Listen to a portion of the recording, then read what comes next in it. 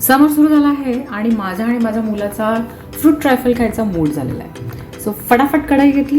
फुल cream milk आहे, अर्थातच म्हशीचे दूध अर्धा लिटर, त्यापासून साधारण 3 ग्लास एवढं हे फ्रूट कस्टर्ड आपलं तयार झालं आहे. सीजनल फ्रूट्स वापरा, कोणते पण जे तुम्हाला आवडतात. स्ट्रॉबेरीज, मँगोज आर माय फेवरेट, पण अजून ते बाजारात आलेले नाही आहेत. सो मी जे काही माझ्या घरात अवेलेबल फ्रूट्स आहेत ते घेतले. तुम्ही तुमच्या चॉईसचे कोणते पण फ्रूट्स घेऊ शकता.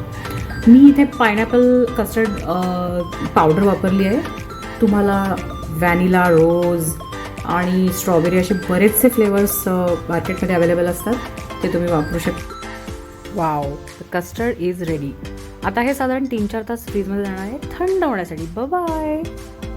After 3-4 hours. वाव, थंडगार कस्टर्ड तयार आहे. हे माझे आवडते फ्रूट्स.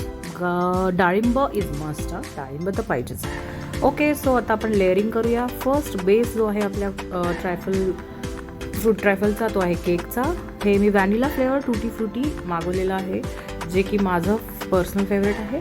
यामध्ये आपण थोडासा ज्यूस घालणार आहे, ते मॉइश्चर येण्यासाठी, ड्रायनेस जो आहे तो केकमधला तो निघून जाण्यासाठी.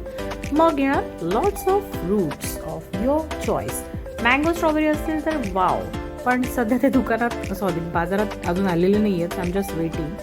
लेअरिंग वाव, बेटर आहे मी एका ग्लासमध्ये करावं, म्हणजे हे 3च्या 3 ग्लास जाणार फ्रीजमध्ये. हे आहे कस्टर्ड जे आपण थंड केलं आहे. लेअर सगळे झालेले आहेत. First is cake, then lots of fruits, then this is custard, and now wow, this is a scoop of vanilla ice cream, आमच्या सर्वांचं फेवरेट. ॲक्च्युली ते व्हिप्ड क्रीम तुम्ही वापरू शकता, पण मला पर्सनली आईस्क्रीम आवडतं म्हणून मी ते वापरलं आहे. आणि look at the colours. Wow, किती छान दिसतंय.